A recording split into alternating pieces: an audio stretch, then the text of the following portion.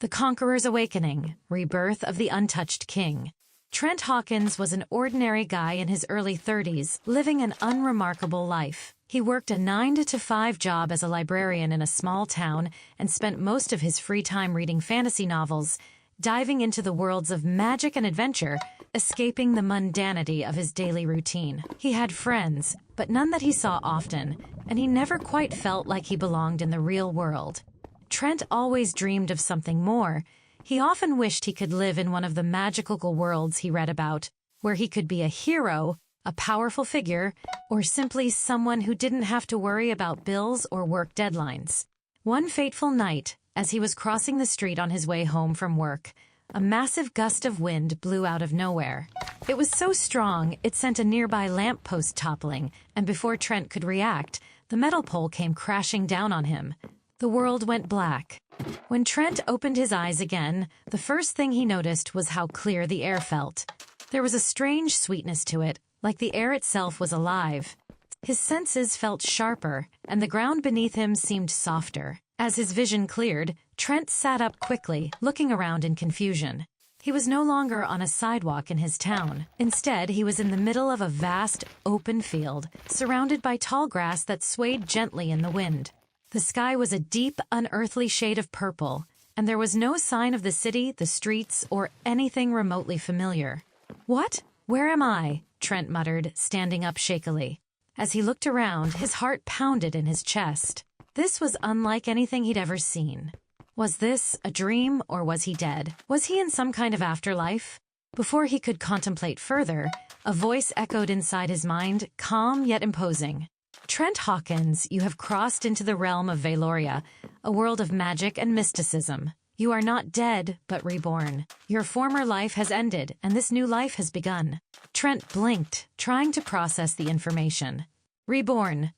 Indeed, you have been granted powers that far exceed the limits of this world. This world faces its greatest threat, but it also holds the potential for greatness, if one can rise to power. How you use your gifts is your choice. Trent looked down at his hands, and an overwhelming sensation washed over him. His body felt different, stronger. The air seemed to hum with magical energy that he could feel coursing through his veins. He had no idea what was happening, but he could sense that something extraordinary was happening inside of him. You are granted the unseen flame, a power that is both destructive and creative. It will allow you to shape the world around you, change it as you see fit, and become more than you ever imagined. But beware. The world of Valoria is in turmoil, kingdoms fall, and a dark force looms on the horizon, seeking to destroy everything. A chill ran through him. Dark force? What do you mean? A demon lord known as Valrak is seeking to conquer all of Valoria. His armies of monsters and dark magic threaten to plunge this world into eternal chaos. You have the power to stop him, or to use your strength to take control of this world and shape it into your own vision. Trent's mind raced. This was no ordinary fantasy world. It was a world on the brink of collapse.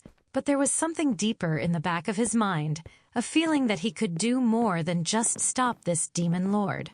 He could become something far more powerful, something that no one had ever seen before. After several days of wandering this strange land, Trent discovered he was not just someone who could wield magic. He could bend it to his will. His powers felt limitless. He could summon fire with a thought, manipulate the earth, bend the wind, and even control the very fabric of life itself. He could heal injuries, summon storms, and create weapons from nothing but raw magic. He was a walking force of nature. One day, while passing through a small village, Trent encountered a group of villagers struggling to fend off a group of marauding bandits.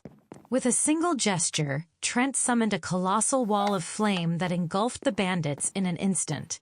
The villagers looked at him with awe, whispering of the mysterious stranger who had saved them. As Trent continued on his journey, it became clear that his powers were not something to be used lightly. Every town he passed through, every city he entered, people saw him as a force to be reckoned with. Many begged for his help, and some tried to force his allegiance. But Trent wasn't interested in being a tool for anyone's agenda. He had a grander vision, one that was his own. Months passed, and Trent's power only grew. he began to realize that he could reshape this world entirely. With his magic, he could build cities from the ground up, create entire landscapes, and restore areas ravaged by war. But there was something more he desired, something that would ensure his legacy, something that would give him the freedom to rule this world however he wished.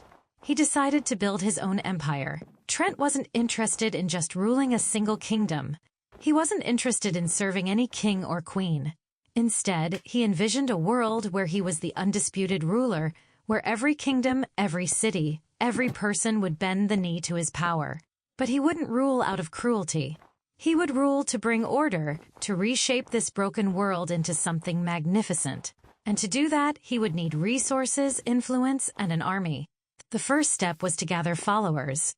He began by offering his assistance to villages, towns, and cities, offering them protection from bandits and monsters in exchange for loyalty.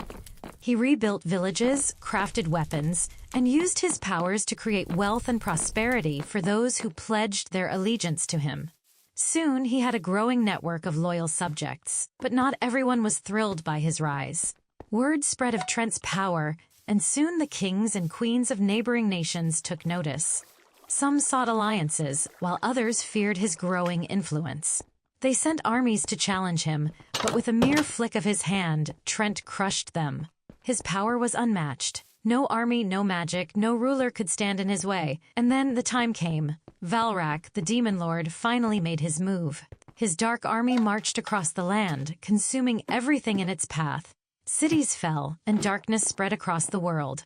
But Trent was not afraid. His power was enough to rival even the demon lord's terrifying magic. The final battle between Trent and Valrak would decide the fate of Valoria. As the demon lord and his army clashed with Trent's forces, the skies themselves seemed to tremble under the weight of their power. Fire rained down from the heavens, and the earth shook beneath them. But Trent, wielding the unseen flame, was unstoppable. He had the power of creation and destruction in his hands. With a final, thunderous blast of energy, he shattered the demon lord's defenses, obliterating his army and banishing Valrak into the void. In the aftermath of the battle, the world was forever changed. Trent, now known as the Unseen King, ruled over a unified world, a world where no one would suffer under the chaos that once plagued it. He had built his empire not through fear, but through his vision of a better world. A world he had forged with his own hands. And so, Trent Hawkins, a man who had once lived an ordinary life, became the ruler of all, shaping Valoria into a land where peace, prosperity, and magic flourished. His reign would echo through the ages, remembered not as a tyrant, but as the man who bent the world to his will and shaped it into something greater than anyone could have ever dreamed. But even now, Trent knew that his journey was far from over. There were always new challenges, new powers rising, and new worlds to explore. But for now, the world of Valoria was his, and he was just getting started.